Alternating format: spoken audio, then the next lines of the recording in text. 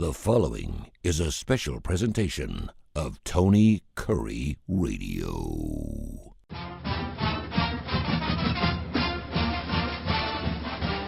Yo, welcome back to a UAB Director's Chair. He's the athletic director of your UAB Blazers, Mark Ingram, with that big old smirking grin on his face. He's a happy camper this week. And what just happened? What happened? Let me set the scene. Yeah, I mean, It was incredible.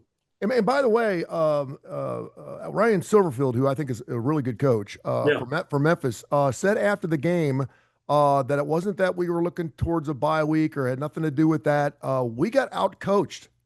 So I obviously, as a UAB Blazer fan, I would say if you're looking for a coach, maybe you should start with the one you got right now. And I'm sure you're probably going to do that. But that's amazing. It's amazing. I am thrilled for the team and for the coaches, for our fans. I am thrilled. It was such a lift. It was like this pressure valve, opened up, and maybe everybody can just take a breath and recognize that the sky hasn't fallen. We have some good football players, and we have some good coaches, and sometimes it's just a different voice. Sometimes it's just hearing the same thing differently. I told somebody once, I remember my dad would always, like dads do, give advice, and I had this neighbor, this man next door. Sometimes he would say the exact same thing to me, but I took it differently because it came from him instead of my own father, who had told me the exact same thing. And sometimes there is a little bit of that, but I will also tell you that Alex Mortensen did a tremendous job last week, which was a really difficult week. Let's forget the game. So really difficult week. He did a great job with the players and with the staff. And honestly, I don't know that I want to say he surprised. Yeah, he surprised me. I mean, it's not that I didn't think he was capable of those things. I've just not been able to see and witness those things. He's not been in a position that, in my presence to show those leadership qualities that he showed last week. I was very impressed by him in the media, his post-game press conference, the Monday presser when we said Alex is going to be the interim head coach. All these things he just did a magnificent job with, and he had a terrific plan for the game, Tony. He said, look, he says, we're outmanned. He goes, they're super deep, and that's really the deal. I don't know that he felt like their players, let's call it their top 22 or better, they just had more of them. And he said, depth-wise, this could really be an issue, and what we're going to do is we're going to slow the game down. Instead of playing the modern hurry-up style, which we sometimes try to do, he said, we're not doing that. We're going to slow it down. We're going to take our time, and we're just going to keep trying to move the ball down the field. And if we can do that, even if we don't score, they don't have the ball, and they're not scoring. And therefore, maybe we can keep the score low enough to where we're still in the game. We're you know what I mean? It's not out of reach, that we're still in the game. And that was the initial plan. But then we really started playing good football. Yeah, that sounds great and all. That works only if you're moving the chains. I mean, you got to stay in front of the chains. Now, I'm sitting here looking at normally you can look at a stat page, you can kind of say, okay, and if Memphis had 5 turnovers and UAB had 1, I could certainly say, okay, I get it now. You actually lost the turnover battle. You still won the football game. It's just amazing. And I see the 470 yards you had. The time of possession obviously was the big disparity in the game. And again, especially in the first half. Yeah. And then, of course, certainly how the end of the game, it was just like, you got to be kidding me, just how that whole thing went down. But so you go into that idea with that game plan. When did he tell you that that's what he was going to do? What day of the week was that when he told you? I think that was Thursday night. Okay. So did he tell you that he was going to be going with Ryder as well? Did he say, oh, by the way, I'm not putting Kitten in, or what? Well, I want to be careful because, talking about a student's health is something that's you got to be careful with. But he had indicated that Jalen wasn't feeling quite right. He had gotten not injured, but kind of banged up in the Florida Atlantic game, and that he wasn't himself and had missed some practice. And so he was not, it was just a day-to-day thing. It was literally whether or not he could play or not. And so the thinking was, hey, we may end up going with Ryder. Ryder had been practicing as the starter because Jalen hadn't felt himself. And he said, then we have an open date and the goal to get Jalen ready by the UConn game, if he feels well. So And you hold on, you got an inner coach halfway through the season, playing a top 25 team first game ever. There is coach at UAB. He's going to slow the game down, and you're talking about a team, obviously, offensively speaking, that's how you win football games because your defense wasn't worth a rip earlier in the season. So yeah, you're going to slow it down. And oh, by the way, we're going to be going with our backup quarterback, yeah. Who's uh, never started? who's never started out of where's he? Utah? He's out of It Utah, was at BYU and then West Virginia. and he goes 20 at 27 for 251 and three TDs. I'm still trying to wrap myself It's around it nuts. because It second makes no biggest sense. upset in college football this year. Makes It's no just sense. it's a beautiful thing. Yeah, it's great. I mean, it's fantastic, and certainly you cannot afford to go more than a day at a time with this program, like everyone. And of course, you have the bye week. So going into this week, let me ask you this: are you glad you got a bye week, or do you wish you were playing UConn this weekend? I kind of wish we were playing, Yeah. honestly, but because God, I mean, the energy you started the show with, that's the energy around the building and the team, which is so great. I think I said this last week, but maybe not. I still agree with something that Trent Dilfer said to our team after the Florida Atlantic loss. He said, "We do not have a bad football team. We are just playing bad football." He goes, "You guys got," and I think that win maybe is enough for the guys to believe that too and have the confidence to realize, yeah, we're not a bad team. We just, for whatever reason, haven't been playing well. Let me tell you what else slowing the game down did, Tony. When you play hurry up, let's just say I'm the center and you're the left guard. Hmm. You play hurry up. The receivers are getting a signal from a particular coach as to what they're supposed to do. The running backs, the quarterback, the offensive line, what's the protection, all that stuff. But you're hurrying up. And so when that happens, it's very easy for you and me, we're center and left guard, to miss an assignment. Hmm. Wait a minute, the guy lined up between us, I thought you had him. No, I thought you had him. No, I got the linebacker who's blitzing. No, the back does. It's easy to miss that stuff and just make your standard mistake. But the other thing is, we had 11 penalties against Army. Hmm. We had 14 penalties against Florida Atlantic. Hmm. We had four Yeah. against Memphis. Oh, that's the first thing I saw is the four penalties, and It- the only way you can play slow down football is to not penalize yourself. You can Yeah, and I just the worst think thing you that, get, that yeah. I also think that it gave everybody on the field this, okay, Yeah, you were what am I taking a supposed to test do and here? you weren't timed on it. I mean, you weren't timing on Yeah, the test. You had you got already taken. him. Yeah. I got him. You got him. There's a lot of that you're able to just, okay, take your time, snap the football. And everybody So was can we expect processing. this same type of philosophy going into UConn? Or I I don't mean, know. I mean, and I certainly don't. If I did know, I wouldn't be telling you, Con. yeah, well, But I can, that's what yeah. we did last week, and I just think that a lot of it did have to do with it, Ryder's first start and all those kind of things. UConn is a good football team, and down here in the South, because they're so far away, we probably aren't paying that much attention, or we think, oh, they're in the Northeast, they couldn't be that good. Um, they've got Jim Mora has done a great job up there, and um, he's he's put together real talent. They beat Boston College this past weekend, and you go, well, how good are they? I don't know, that man. They're in the ACC. I mean, they're not terrible, and they lost to Syracuse by one touchdown. They lost to Delaware, who I think is a really good team in CUSA, a game that they should have won. They lost by three.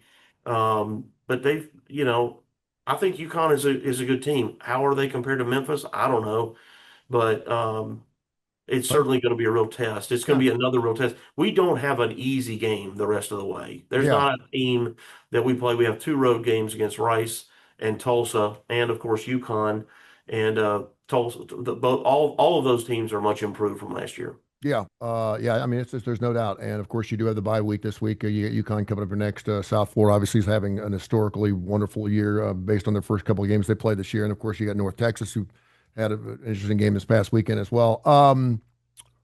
Yeah, just amazing. Before we end this conversation, by the way, I'm gonna tell everyone out there. Or you actually gonna tell everyone out there how you and Bruce Springsteen have something in common. We'll talk about that in just a few minutes. Okay. We want to talk a little classic rock today because there's a new movie out. I want to see if you're going to go see it. So we're not playing good football. Okay, so we played good football. We slowed Yeah. things down. Yeah. We We played well on defense. we did. We We played played well good on defensive defense. football. That being said, I'm not going to squash it by any stretch. The end of it was amazing because I mean, if you hadn't gone to replay, and I thought it was a touchdown, I thought the guy got in, and I was like, thank goodness he didn't. But it was still at the 1 foot line. You had four Yeah. shots, the 1 foot line. Then they start talking about penalties, bad penalties. So you know as well as I do that there's no switch here. There's no, you don't just flip a switch on and all of a sudden you start playing. I think everyone's like waiting for the Dallas Cowboys to flip this switch that they have on. Like on paper, they look like they're the best football team week in and week out. For some reason, they just don't play good football. This past weekend they did. Is it a switch? So for UAB, what is it to keep that momentum in place going in? And I would even say, don't overthink it, obviously, but with the bye week, you have to be feeling pretty good about the next game. Yeah. Don't listen. Confidence is a real thing in sports, and I can't state that enough. I mean, having the confidence to know what you're capable of is important. And I do think when you play with confidence, you perform better. And overthinking it, I totally agree. We don't have to go be superhuman. And we did some things the other night that were superhuman. I mean, Mhm. all three of Ryder Burton's touchdown passes were fantastic. All of them. Yep. The second one at the end of the first half to the corner, I don't know how the ball got through the defender to the receiver. I don't know how the receiver caught the ball, and I don't know how he got his foot down. I don't know.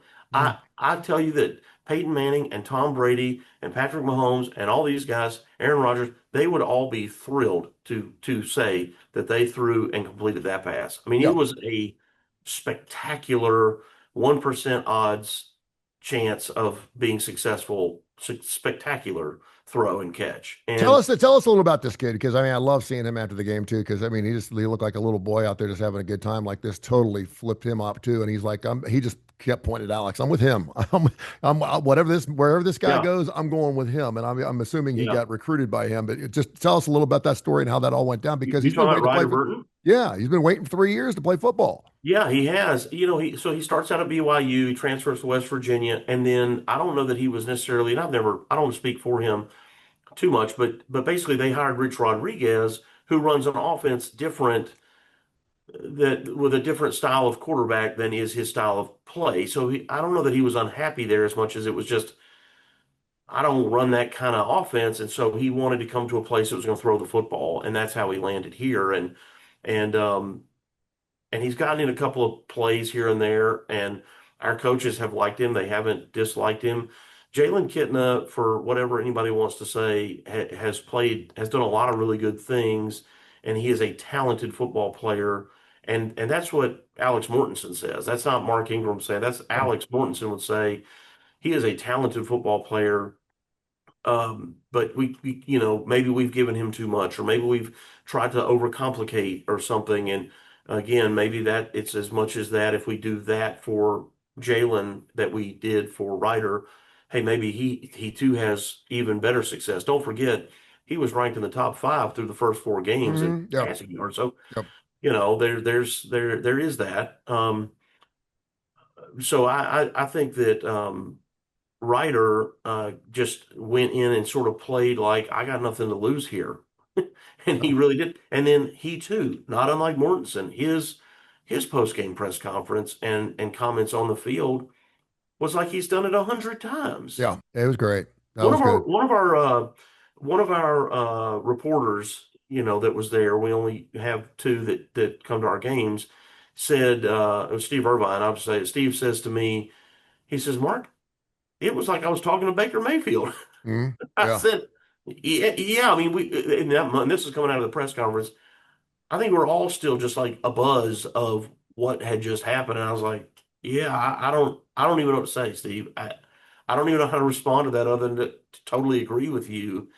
Yeah, it was a fabulous night. So That's a good. fun. You're going to remember that one, and that's the one you can stick that in your hat, and you can remember that one for the annals for sure We're going for to have the forever and ever Bones and ever. Trophy at the basketball game tonight. There you go. And so people can take their picture with it. I just encourage people to please don't try to pick it up. It weighs like 95 pounds. It It is. is Yeah, it is not that some is. little trophy that you hold up. I mean, it's like you got to use the legs, That but is use the one. That is legs. one big rack of ribs. Let's talk about some basketball real quick. Yeah. You got this exhibition thing going on, and then when's the regular season start? Well, we've got two exhibition games. So the first regular season game here is in 2 weeks. So we're 10 days. So we're Vanderbilt tonight, and then we've got Western Kentucky next week, both exhibition games, and we're using the revenue to help offset our needs from a revenue sharing perspective for our team. So I encourage our fans to come out, not just to support the team in person and to cheer for them, but also know that we're trying our best in a lot of creative ways to generate the funds that we need to be competitive this year and ongoing, and we've dedicated the proceeds from these two games to that effort. So every little bit helps, even if you're a person buying one ticket. Hey man, we thank you for doing that, and know that it does matter. So we hope everybody will come out and Yeah, and support. get down there and check out the new team, man. I get 12 new faces down there, and Well, we got I mean, if you think you know UAB basketball, get down there. You'll know the coach, and everyone's on the bench, but you gotta get down there and check out those players, and also, we have to remember the AAC tournament's going to be right here in Birmingham coming up. yeah, And I know that UAB always has a good showing in that, and that's going to be great to have that home court advantage, if you will, down at the BJCC. So great stuff. Well, congratulations, man. I mean, I was so happy for you, and I texted you right after it happened, and I was happy to hear that you texted me back because I know you had a lot going on. I'm sure you're getting a lot of congratulatory. Listen, this goes all the way up the chain. I don't think people realize, when you make a coaching change, it affects everybody. yeah, And I think the first thing is people like, oh, they're getting all this money and blah blah blah. Man, you're moving families, you're moving kids. You're here for 2 or 3 years, and you read just and you're changing lives, man. You're changing all these lives underneath you, and it goes really really deep. And so I can imagine what it's like. And I think the fact that he's got the equity and the lineage there of Chris Mortensen certainly does not hurt because he is just such a beloved TV personality for years and years and years, and you certainly see that his comfortability on television, Alex. So I think that yeah. has a lot to play into it too. Yeah, Alex has really handled himself very well. That what you're saying about his dad seems obvious, and I totally agree. But I will also say, and yet he like Ryder Burton has never been in a position to demonstrate that. Yeah, I'm going to ask you a question. You're not going to answer, but I'm going to ask you anyway. Right? Um, what do you think Trent Dilfer was feeling like after that game? He was thrilled. We traded text messages on Sunday about What it. He was, was so but was happy he for. was he like what? How the hell did we pull that off? I mean, and I thought Alex is Well, great. The first thing he did was, hey, listen, this is Trent Dilfer's team. He brought the culture in. He did. I thought that was very eloquent and very very well said. yeah, Perfect, perfect, beautiful. But yeah, just to see that team look so different than it has looked the yeah. first 5 6 weeks of the season was just like, what did I just watch here? Yeah, but look, he knows what they're capable of.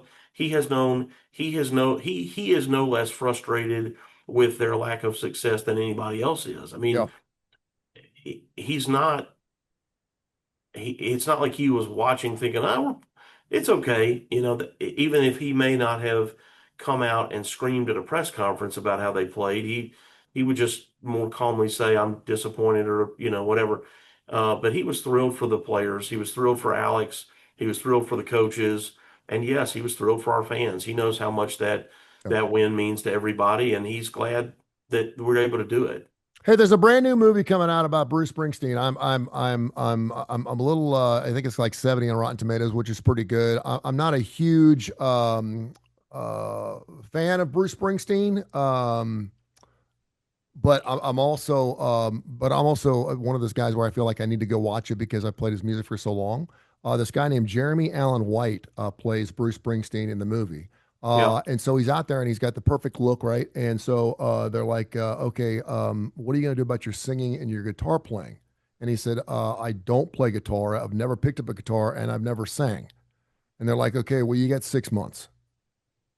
So in the movie, he's doing all the singing, which is amazing to me because Really? I didn't know he could sing. Yeah, and playing guitar. I wanted to Yeah. ask you, have you ever played an instrument? Yeah, exactly. Have you ever played an instrument? And if you had to, like if you're in a movie role and someone says, Mark, we're going to pay you $4 million to be the lead in this movie, We'll figure it out. but you have to do a castaway thing where you have to get down to like 75 pounds or something. Victor, You'll figure it out. this You'll is say, my prayer. yeah, Please come in and say this. Maybe that's what I need.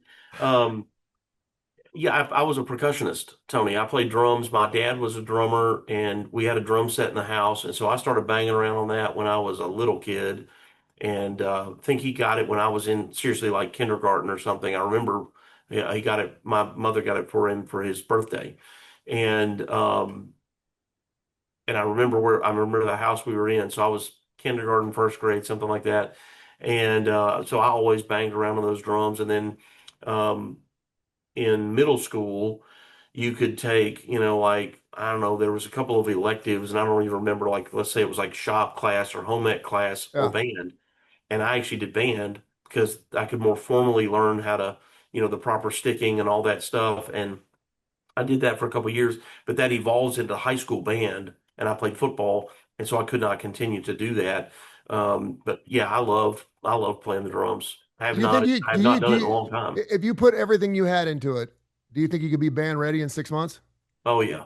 Really? Okay, good. Listen, what band? Yeah, well, I'm just some band ready. I mean, you're talking What about, band? opening up for the Black Crows. Yeah, I can do that. I can't. Okay. You want me to open up for the Rolling Stones? I can Yeah, Charlie Watts that thing all day, yeah, but I can't. Don't ask me to play Hot for Teacher. I mean, yeah. this is not happening. That pisses me off because I know people, friends of mine who have just picked up a guitar and they just fiddle fool around with it. And I haven't seen them like in 3 months. And I get over to their house and they're sitting there playing Led Zeppelin cuts. I'm like, where'd this come from? I just, I get home every night and, smoke one. And next thing you know, I'm playing guitar. And I've My taken guitar lessons. I cannot learn a lick. Everything is hard for me. I have to, yeah. and I want to, and it's not that I don't want to learn how to play. Yeah. My fingers don't feel right. But I'd love to be able to play. Yeah, I tried guitar also as a little kid, and I was honestly just too young. I should not have tried, like my little hands couldn't get around the neck. It was just very frustrating.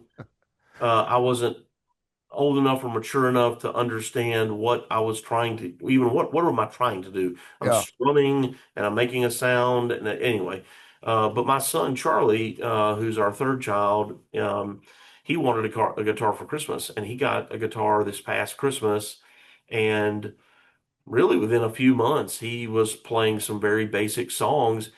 The thing that people have now to their advantage is there's all these different apps that teach you and Mm-hmm. YouTube videos that teach you how to do things. And so he just sort of self-taught. He's never had a lesson. He's just now he's not doing this up and down the neck. It's Yeah. basic strumming and move, and he's moving around, but frankly more impressive than I would have ever guessed. I mean, Yeah, he can a sing a lot little of bit too. He's a having lot of fun it, with it. a lot of it's just reading music too. And I got a piano downstairs that I would give anything. I've always had that. I have that Anchorman fantasy where I'm out with a hot chick and someone says, "Come on up, and play a song, Tone." And I'm like, "No, no, no, no, no, no." Next thing you know, I'm up there tickling the ivories and I'm blowing Yeah. everybody off the stage. And they're like, "Whoa, I Everybody's didn't like, know." what just happened? Yeah, what just happened? That's great stuff. I didn't All know right, my Tony could man. do that.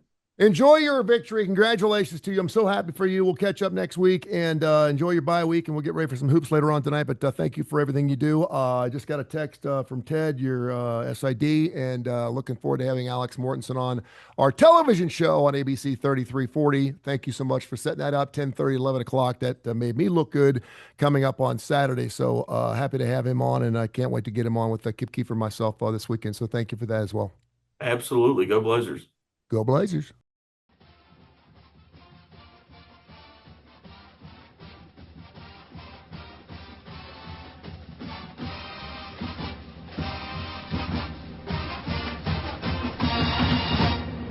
This has been a special presentation of Tony Curry Radio.